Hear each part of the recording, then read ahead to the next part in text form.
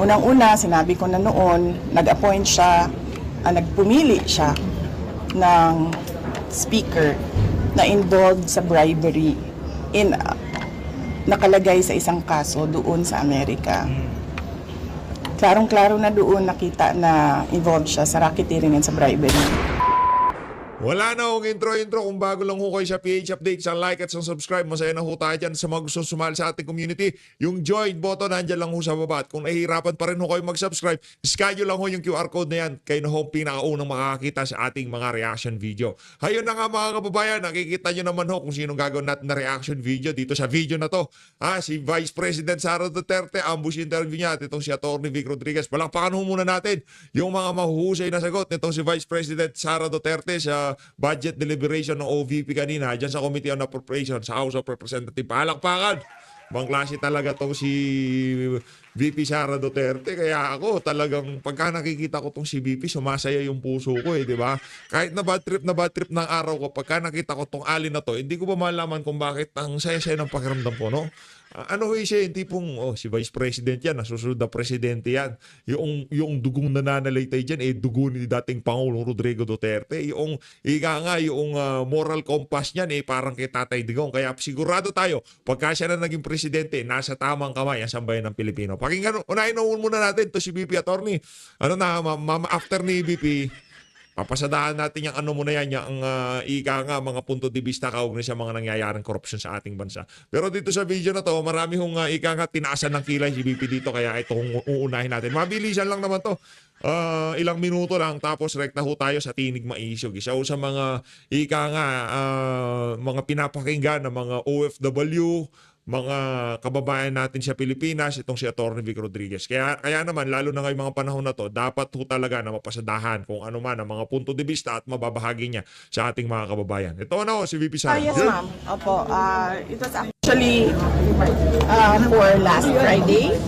Ready na kami last Friday para pumunta dito. But the budget sponsor decided to defer it until Tuesday morning. So ngayon yun. Ang present ng budget ng Office of the Vice President at pag-defend ng approved sa DBM under the National Expenditure Program. Just like last time, ma'am, kayo lang din ang mag-isang humarap kayo sa budget hearing ko ng OVP. Oh yes, oo. Nag-usap kami ng mga kasamahan ko sa Office of the Vice President and syempre lahat ay apprehensive pa sa nangyari noon sa mga personnel. Nangyari noong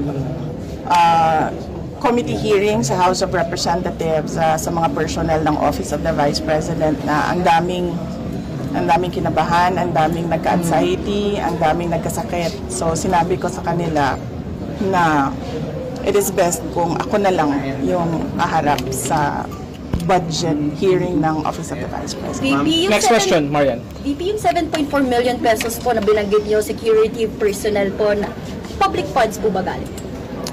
Yes. Oo. Napakaklaro na, na wala akong ginamit para sa akin, para sa Vice President, na pera ng gobyerno para sa mga biyahe ko overseas.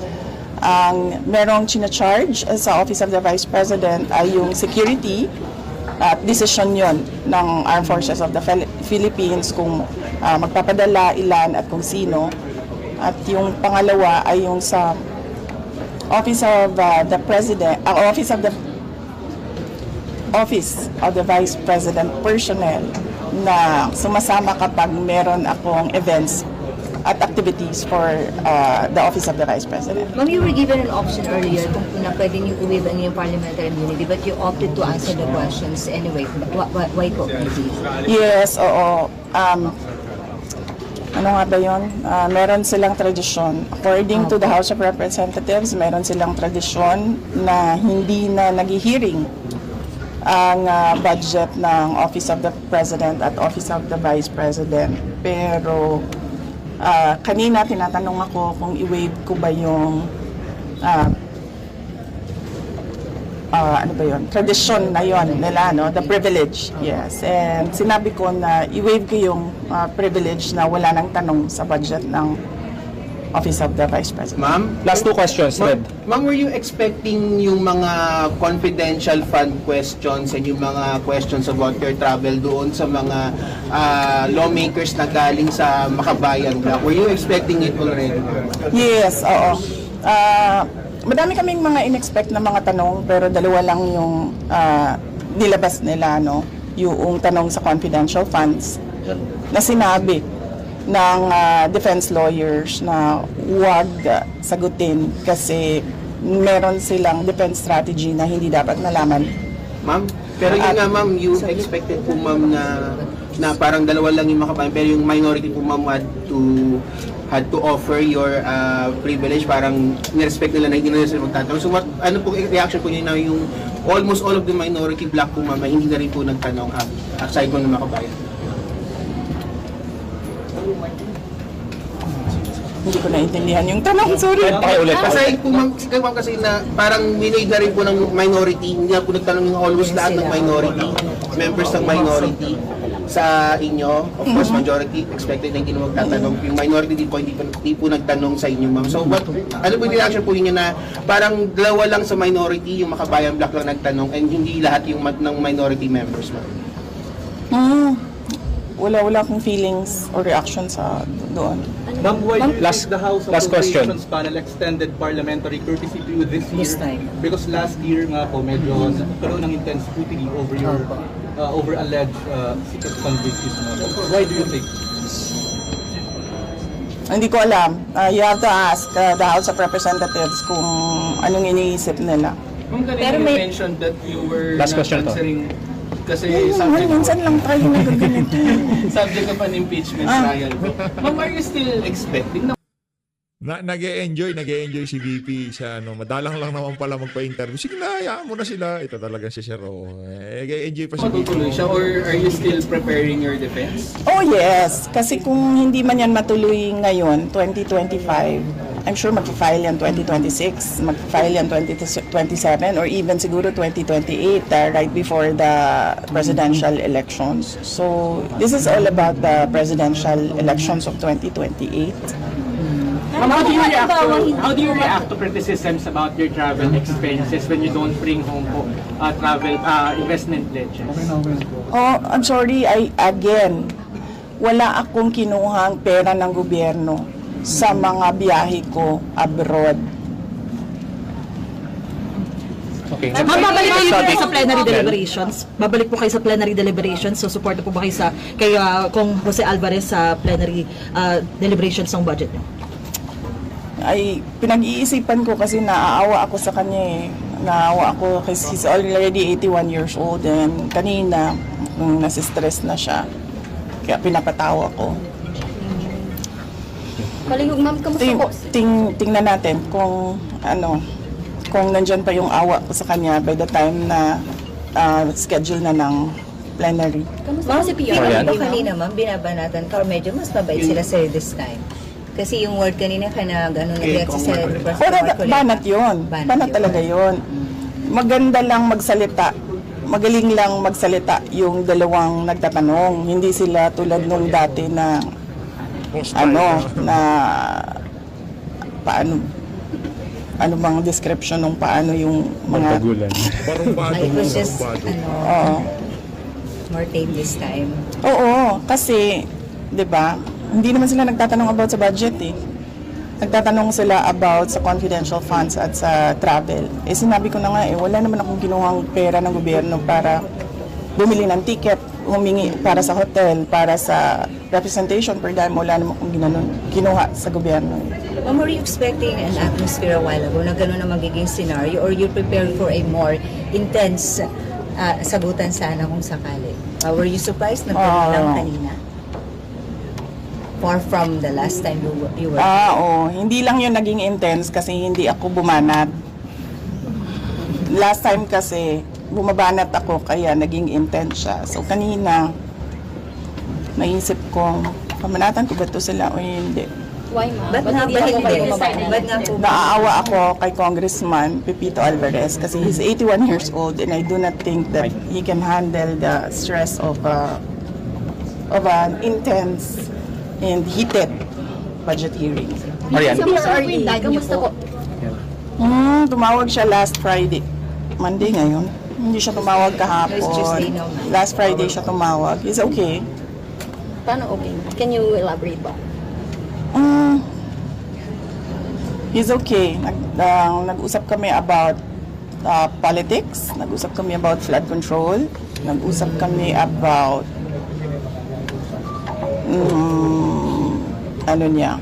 love life niya. So updated po siya sa mga nangyayari ngayon, like nabanggit niyo nga po flood control issue. Ano pong nasasabi niya? Kasi bawal ako mag-discuss ng kung anong pinag-uusapan doon sa loob eh. So hindi ko masabi kung anong sinasabi niya. Okay, next question. Any more?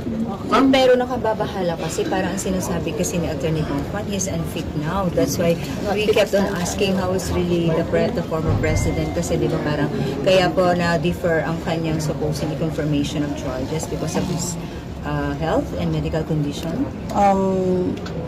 Sa tingin ko naman, merong mangyayaring hearing sa competency. So, antayin na lang natin yung mga experts. Both sides, sa ICC, sa prosecution, sa defense side. And I'm sure maglalabasan yung mga experts para sabihin kung ano yung problema. Okay. Ma'am, were you able Do you think So let's... Marian. he is well, ma'am? He is fit to stand trial? Ay, naku, hindi ako expert sa kung ano dapat ang kapasidad ng isang witness or ng isang accused. Pero ma'am, sa conversation niya, sharp pa rin po bang mag-ano po sa pag-isip mo si former president? Sige, antayin na lang siguro natin no yung hearing sa competency kung meron man. I'm sure masasabi ng mga experts kung ano yung nakikita nila. Ma'am, were you Next able question. to see former Vice President Robredo when you visited Naga po? Did you have the chance? Kasi ganito yun. Noong nagkita kami ni Vice President Robredo sa bahay niya, alala nyo, hindi naman odd yun. Hindi odd yun sa akin kasi binibisita ko talaga yung mga former vice presidents. Nag-courtesy call ako sa kanila, nagpapakilala ako. Sinasabi ko kung ano nangyayari sa opisina, ano yung projects ngayon, mga ganon, updates. At dahil doon, binanatan si Vice President Leni Robredo ng mga kasama niya, mga yellow, mga pink, particularly ni Senator Trillanes. At hindi ko kasi gusto yung nagaganon yung isang former vice president. Being a vice president, ayoko yung ginaganon ang mga former vice president. So, for this visit sa Naga City, nagdesisyon ako na huwag kami magkita para wala nang masabi ang mga tao about former Vice President Leni Robredo. Haji. Usap po kayo. Usap kayo. Hindi man, wala kaming numbers sa isa't isa. Haji. Apo. Ma'am, Madam Vice President, magandang tanghali po. Baka lang po aware po kayo sa recent moves po ni Cavite Representative Kiko Barzaga sa House. Parang china-challenge niya po kasi yung leadership ni House Speaker Martin Romualdez ba? Dapat lang. Dapat lang talaga. Dahil nakita nyo naman yung budget 2023, 24, 25. Malamang agawan na naman yan ng budget sa 2026. At lahat yung mga past budgets natin, nakita natin na it was under the leadership of Speaker Martin Romualdez. Dahil hindi mamatay-matay yung issue ng ouster attempt dito sa Kamara, kayo po may personal po ba kayong bet for the speakership? Wala, hindi ako, masyadong madami kaming inaasikaso sa Office of the Vice President para ko isipin kung anong nangyayari sa House of Representatives. Other matters, ma'am, baka mayroon din po kayong comment din sa independent commission po ng Pangulong composition. Baka may any comment kayo, ma'am? Pag ikaw presidente ba, tapos alam mo na kung anong nangyayari. Tapos nakikita mo na based on the budget kung paano binaboy yung pera ng bayan.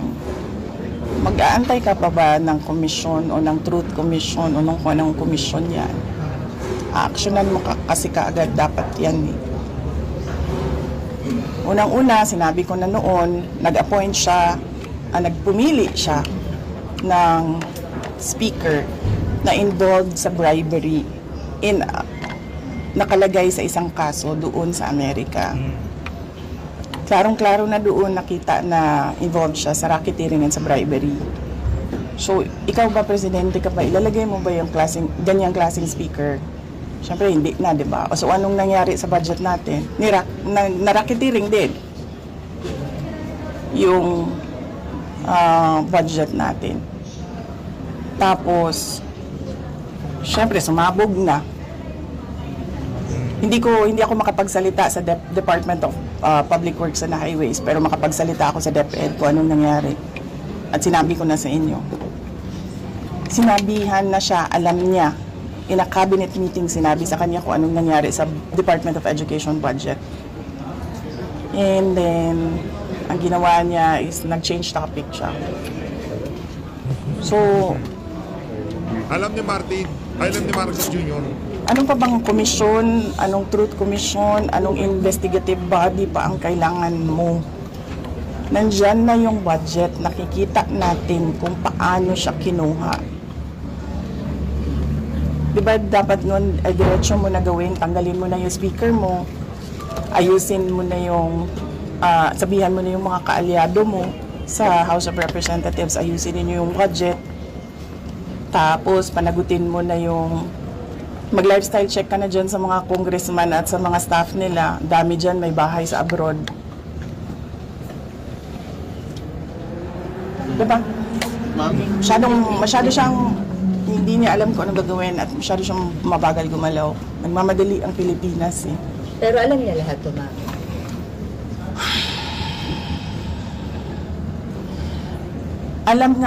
Alam nga nung bata na nakikinig lang at nanonood lang ng balita at nagbabasa lang ng budget. Presidente pa, hindi niya alam. Pero ma'am, di ba too little too late na po ba yung ginawa ni BBM? And of course, dapat po ba talagang kasuhan na si Speaker and si Sandy ko sa mga ginawa nila? Actually, hindi na nga siya too little too late eh. Nothing na nga siya eh. Nothingness na ang ginagawa ngayon. Ma'am, kaso, the Speaker was your campaign manager in 22. Were you not aware of these issues before? Hindi naman siya naging speaker noon eh. Ay, ma'am. I mean yung bribery po, kasi na-mention niyo yung alleged bribery. Were you not aware during the 22 campaign? I do not remember the exact time kung kailan ko nalaman yung case doon sa United States kung saan nabanggit yung pangalan niya sa pagtatanggap ng bribery for the cases that were filed here in the Philippines. Pero hindi naman kasi ako ang pumipili ng speaker eh. Ang pumipili ng speaker ay ang presidente. At naging campaign manager lang naman siya by default eh kasi siya yung president ng partido ng Lakas. Ma'am, yung ugong-ugong Any more questions? po sa Senate, ma'am. Senate po, ma'am. Sa Senate. Ano naman? Hindi naman tapos yan. Meron na namang Senate. Sinabi niya ni SP kahapon, napaka na lang daw ito ng minority. Kaya medyo napikong si Senator Bato. Nagkaroon ulit ng heated argument yesterday. Hindi ko rin sinusundan kung anong nangyayari sa Senate. Pero nandun ako bukas, sabihan niyo yung mga kaibigan niya sa Senate. Hindi for budgeteering. Meron lang akong bibisitahin na senador. Sino po, ma'am? Ay, hindi ko pala banggitin yun kasi baka tumagal ako doon. Mamadali ako. May isa lang. Si Senator Amy? Amy, ma'am. Hindi. Yung si Senator Amy. Senator Amy, katext ko yan araw-araw. Senator Robin. Hindi si Senator Robin. Magkikita kami sa rally sa Japan. May rally kami doon. Ay, tuloy yun, ma'am, yung 20 at 21 po. Alright, sa bago na tuloy kayo. Thank you. Ayos. Nasa Japan pala. Sino ba lahat na pupunta sa Japan sa sa 21? Parang wala tayong balita dyan ah. Teka nga. Makapagtanong-tanong. Sino yung mga pupunta sa Japan? Hindi ko tayo pupunta sa Japan ha. Baka kala ng mga kababayan natin. Hindi ko tayo pupunta sa Japan. Japan, mahal-mahal dyan. Dito to tayo kay Atty. Vic. Atty. Vic mapupunta sa Japan. Liliwanag ko anong ibig sabihin ng bawal ang neutral. Yan. At siyempre, ang usapin pa rin natin ay itong napakalalang problema ng flood control funds anomaly at itong flood control projects or flood mitigation projects anomaly.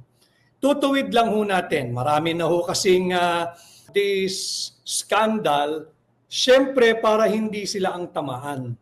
Hindi po si Bongbong Marcos o si Pangulong Marcos ang nagbunyag at dapat ikredito sa pagputok nitong maanumalyang flood control projects. Hindi po siya ang dapat tingalain ng sambayan ng Pilipino dahil kagaya po ng ating pagla-live in the past, sabi ko na po ito at sasabihin ko ulit, kung meron man pong most guilty, si Bongbong Marcos po iyon. Bakit? Tuwing pumipirma po siya ng ating taunang budget, nalalaman niya yung kanyang ginagawa. That is a fair and fundamental and basic assumption and fair presumption that we should all give him, that we should all credit him, na alam niya yung kanyang pinipirmahan.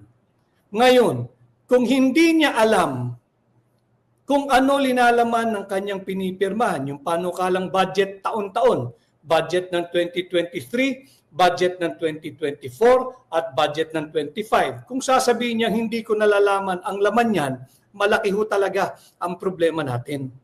Kaya dito sa ating usapin, bawal ang neutral. Bakit ho? Ultimo ang Pangulo ng South Korea, si Pangulong Lee Jae-myung, Pangulo ho ng Korea ito wala po itong pakialam sa local politics sa ating bansa. Ang kanya, binabantayan lang niya yung kanilang integridad ng kanilang mga pautang. Ano ho ginawa ng Pangulo ng South Korea? Para lang po baliktanaw tayo, bakit bawal ang neutral? Kinansela po ng Pangulo mismo ng South Korea yung 28.7 billion pesos loan ng Pilipinas sa kanila, sa Korean Export-Import Bank. Ito po ay dinenay basta-basta lamang ng Department of Finance. Pero kagaya po ng aking sinabi dito sa ating pahina, dito po bawal ang fake news So we endeavor, salamat sa ating mga volunteer researcher and research team, binibigyan po tayo ng mga materials. Kagaya po nito. Ito po, kaya ko laging ginagamit ang Inquirer News, yung online po nila. Kanila po ito sa pamilya Romualdez po ito Para po hindi nila maitanggi at hindi nila sabing fake news. Ito po yan papakita lang ho natin. South Korea stops 28.7 billion Philippine loan citing risk of corruption. Pero yun po, yung sinabing citing risk of corruption, yan po, in-spin na po yan, pinalabnaw na po yan. Dahil ang totoo pong sinabi ng Pangulo ng South Korea, kaya niya tinigil yung 28.7 billion peso loan dito sa Pilipinas due to massive corruption at looting of public funds. Massive corruption at looting of public funds. Ano po ang at ito po ito international po ito. Para lang po makita din ninyo dahil mahalaga na yung ating pong pinag-uusapan dito ay may basihan dahil nga dito sa ating pahina sinisikap nating iangat ang antas ng pampublikong diskurso. Lahat po ng mga nananangali, magandang tanghali po sa inyo, yung ating mga kasama, sa hanay po ng mga manggagawa, yung mga professionals, yung mga doctors, yung nurses, na nadagit din po dyan sa pondo ng PhilHealth. Kasali po kayo sa usaping ito. So dito makikita nyo, si President Lee Jae-myung, malinaw po yan, President Lee Jae-myung orders immediate halt of Philippine project amid corruption concerns. Yan po yung pahayag. Dinanay po ito ng gobyerno ng Pilipinas through the Department of Finance. No? Pero siyempre kinakailangan lagi tayong may basihan para naman po hindi ito he said, she said. Ito po yung isang prueba na may utang tayo eh. Tingnan niyo po yung ilalim. Di ba? Again, mahirap namang sabihin nagsisinungaling ang sinungaling dito ay ang Pangulo ng Korea. Hindi po pwedeng magsinungaling ang Pangulo ng Korea sapagkat wala po siyang pakialam sa local politics natin. And to be fair to him, hindi siya fan ni Bongbong Marcos. Hindi rin naman siya fan ni Vice President Inday Sara. Ang kanya, talagang kinansila lang niya. Pero hindi pwedeng sabihin hindi po or non-existing po yung loan na yan. No? Bakit natin sinasabing bawal ang neutral? Bumalik na po tayo sa yung tag na sick man of Asia. Napag-iwanan na po tayo dahil nga po sa labis-labis, hitik, siksik, liglig, umaapaw, talamak ang korupsyon na nagaganap sa ilalim ng Marcos Jr. administration. Trilyong piso na po ang nakataya rito eh. At mamaya tatalakayin din ho natin yan. At kinakailangan po, last week pa ho ay naglabas na ng pahayag ng suporta ang hakbang ng maisog sa lahat ng nananawagan para sa isang payapa at naayon sa batas na kilos protesta. Malinaw po yan ha. Pahayag ng suporta na po ang pahayag ng suporta naglabas na po ang hakbang na maisog. We do not look at any political or religious color, belief, creed, or affiliation of any group or groups asking the people to go out. Simula pa po last week, ngayon po may mga nakatipon-tipon din dyan sa labas po ng batasan. Hindi po namin tinitingnan kung ano po yung kulay ninyo. Ito po isa lang ang kulay natin, yung watawat ng Republika ng Pilipinas. Ang kalaban po natin dito ay korupsyon. Para po Tama ho yung sinasabi na yun itong si Atty. Vic. No? Sa mga susunod na araw, sa mga gaganaping malawakang pagkilos, para nga dito sa lumalalang korupsyon na to sa ating bansa, dapat ho talaga wala ho tayong titingnan na kulay. Wala ho tayong titingnan na affiliation. Ito kay Duterte to, ito ganyan. Kaya kami naman mga Duterte supporter, ano po panawagan namin? Maging presidente si Sara? Hindi naman yun. Di ba walang ganon? Ang gusto lang namin, mailagay sa tamang direksyon ng Pilipinas. Kahit sino maging leader, wala ho tayong problema dyan. Real talk lang ha. Ito lang, ito. Ako, pwede akong magsalita para sa sarili ko. Yung iba mga DDS, hindi ko alam. Ang atin lang, kahit sino pang maupo sa pamahalaan, as long na nasa tamang direksyon ng ating bansa, wala ko tayong problema dyan. Ngayon, kung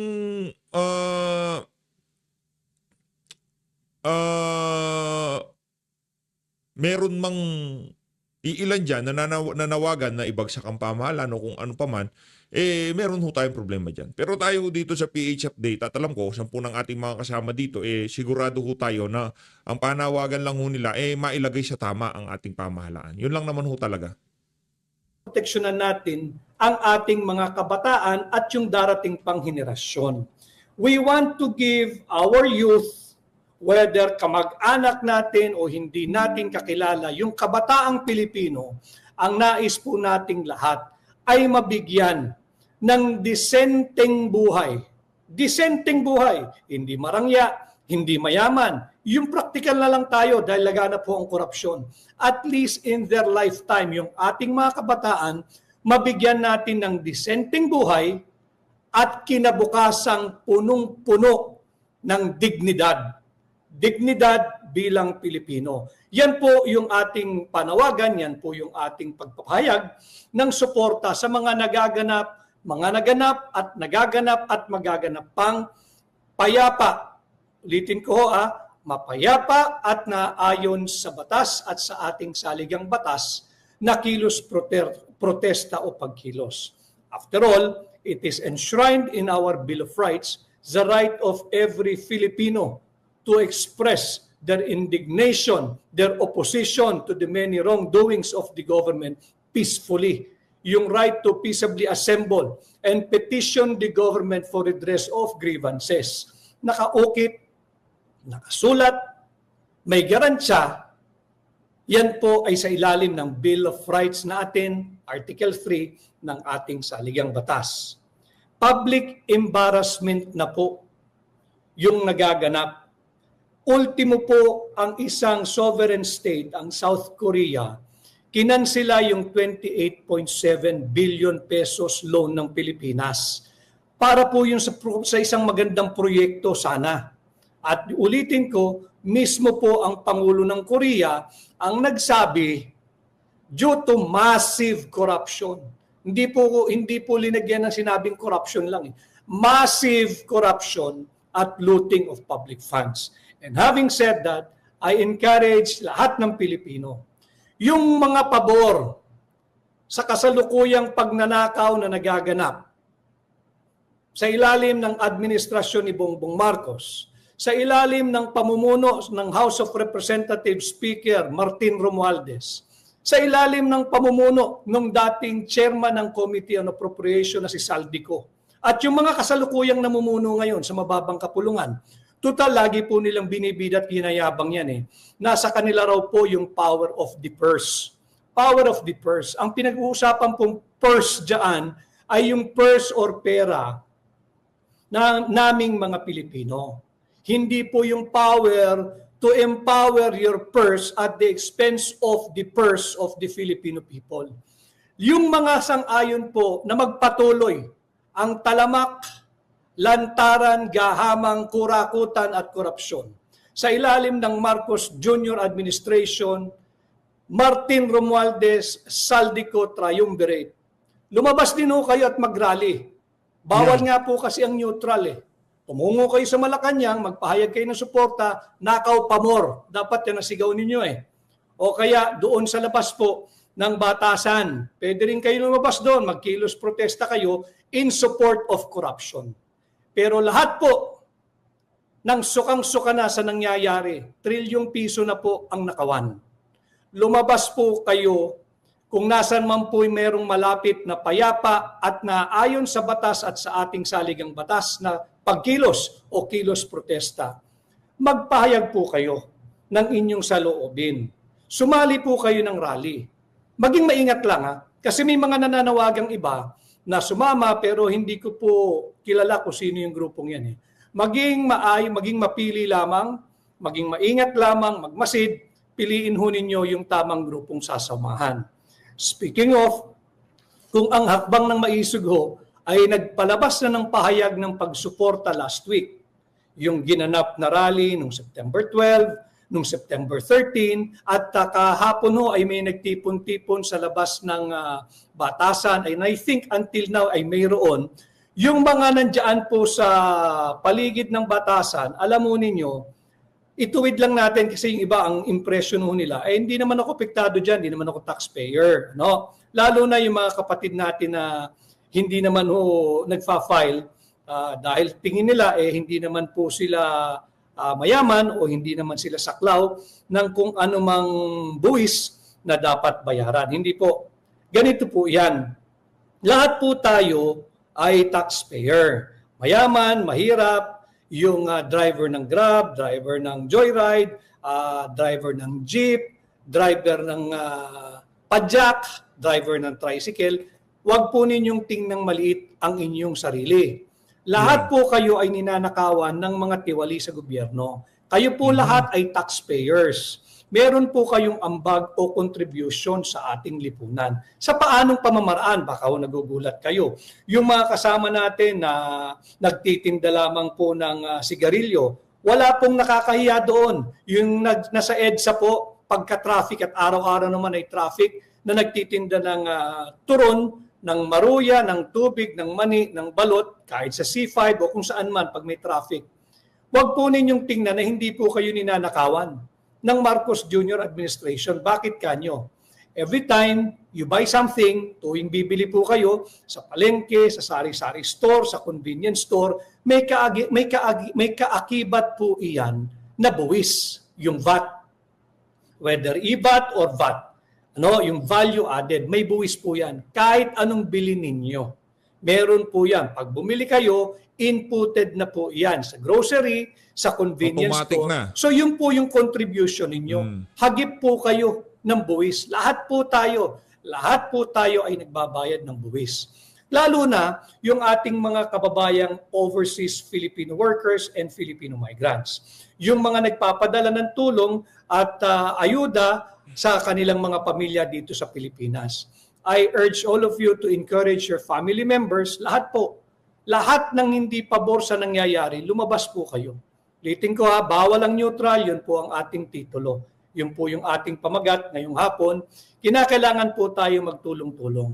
Ito po ay problemang napakalaki, hindi po kayang tugunan ito ng isang grupo na mananawagan o dalawang grupo na mananawagan. Ang dapat nga pong nangunguna at manguna sa mga payapa at naayon sa batas sa pagkilos na ito ay ang Ayan na, mapayapa at naaayon sa batas.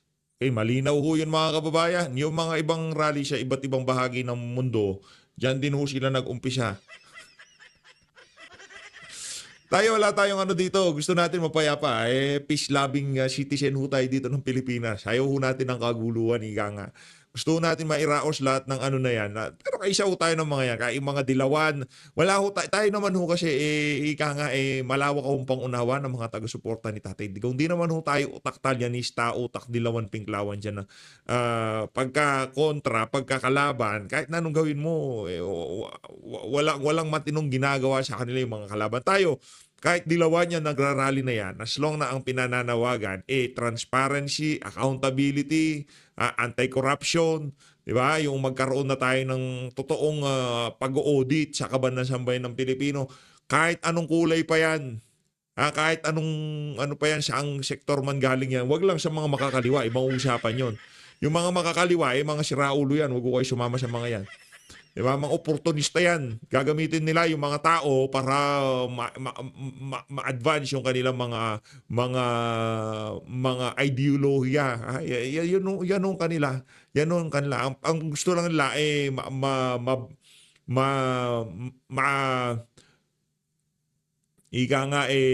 masira ang pamahalaan at sila ang umupo. Yan mga nasa nila yan, nasa charter ng mga makakaliwa yan, di ba?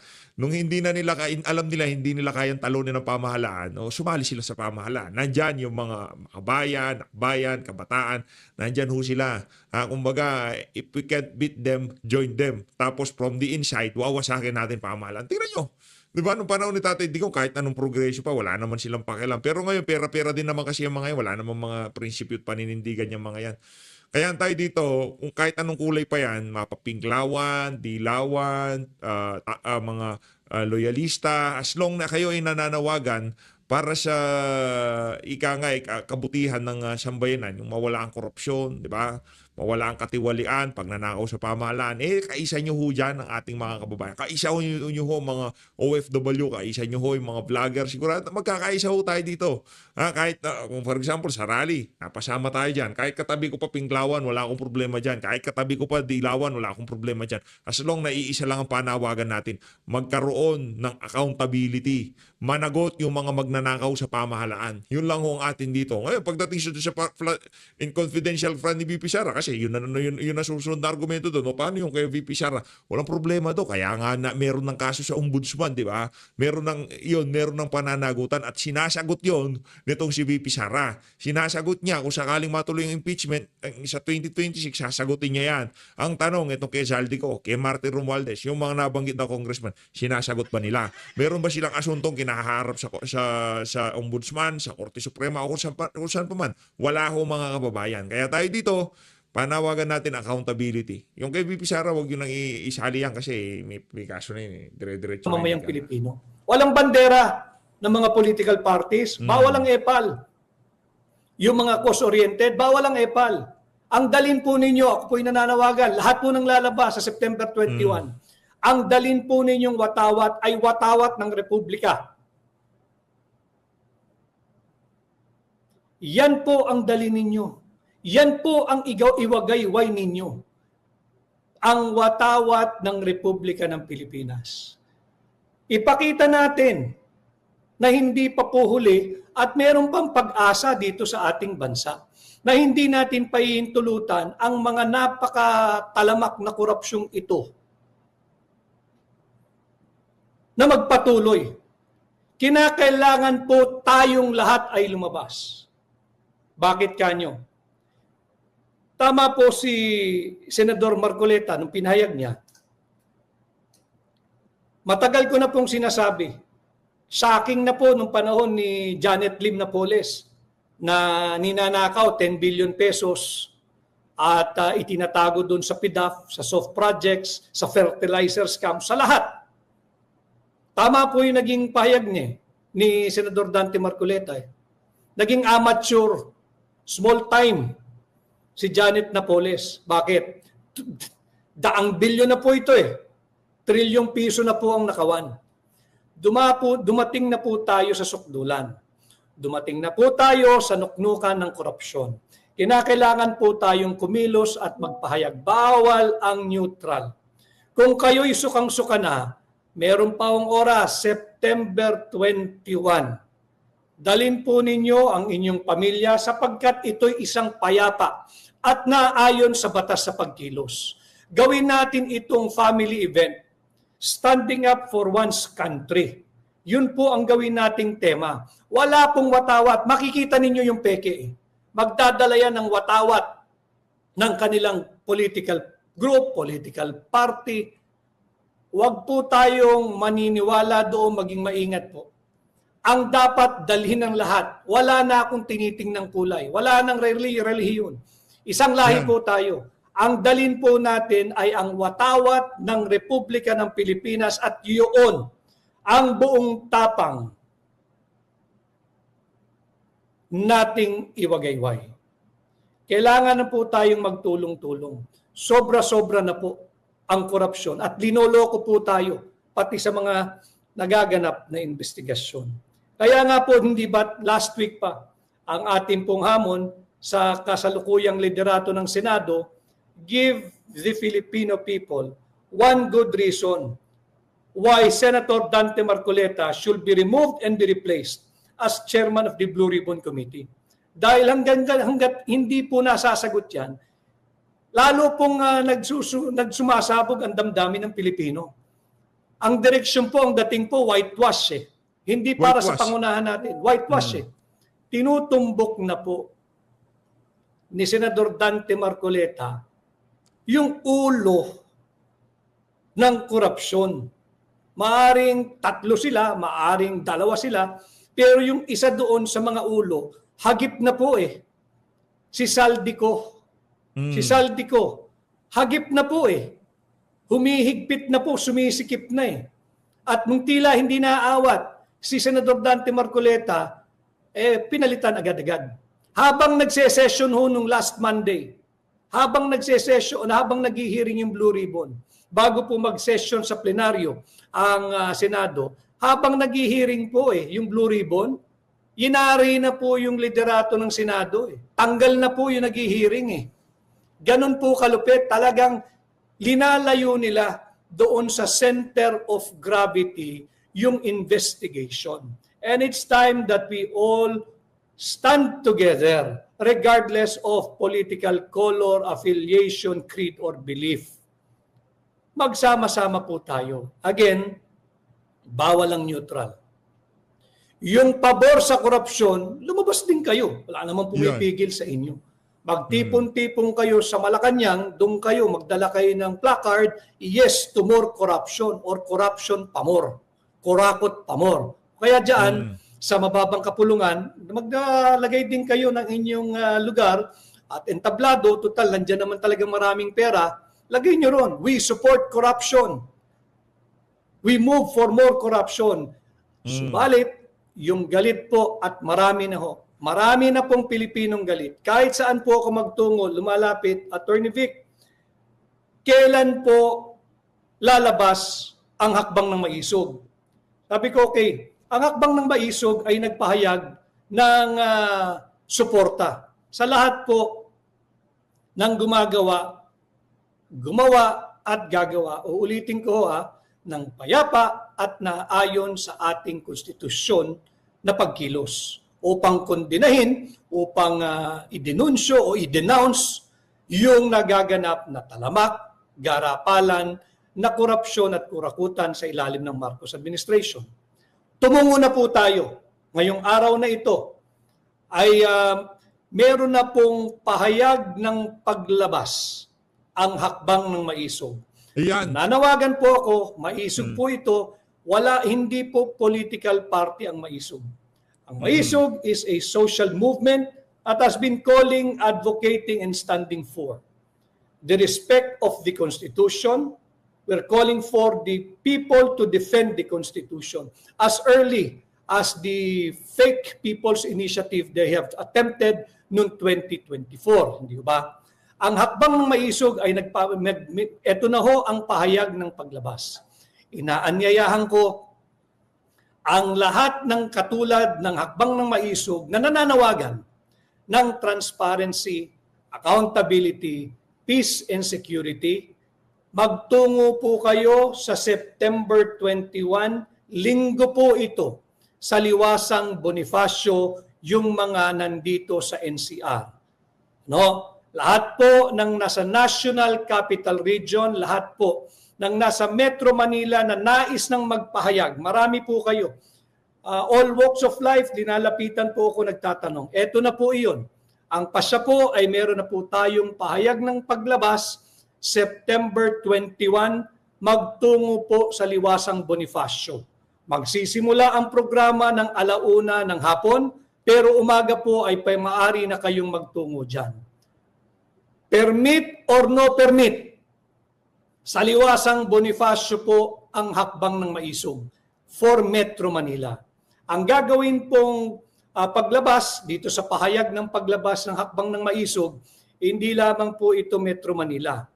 Meron pong gagawin na payapa at naayon sa saligang batas sa pagkilos sa Bacolod, sa Cebu, sa Davao, sa Marawi, sa General Santos City, sa Cagayan de Oro, sa Iloilo, sa Dumaguete, sa Pagadian, at Pakinggan nyo lang ho yung mga kababayan natin dito na nagtatanong sa comment section sa lugar daw ho ba nila na itong lugar na to, meron ba daw hong mga pagkilos na gaganapin. Ayan o, iniisa-isa na ng nitong si Atty. Vic Rodriguez, tinig maisog kung saang mga lugar yaang gaganapin ng mga sabayang pagkilos sa araw ng September 21.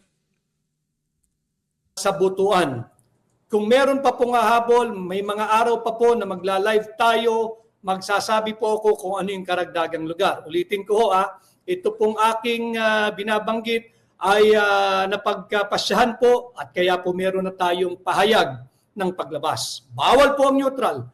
Lahat po ng galit sa korupsyon, lahat po na gusto ng idinunsyo o i-denounce ang korupsyon, magtungo po kayo sa Liwasang Bonifacio. Nandun po ang hakbang ng maisog, September 21.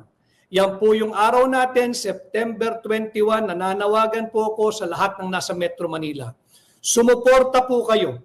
Lahat po ng galit sa korupsyon at nais proteksyonan ang ating mga kababayan, magtungo po kayo sa Liwasang Bonifacio on September 21.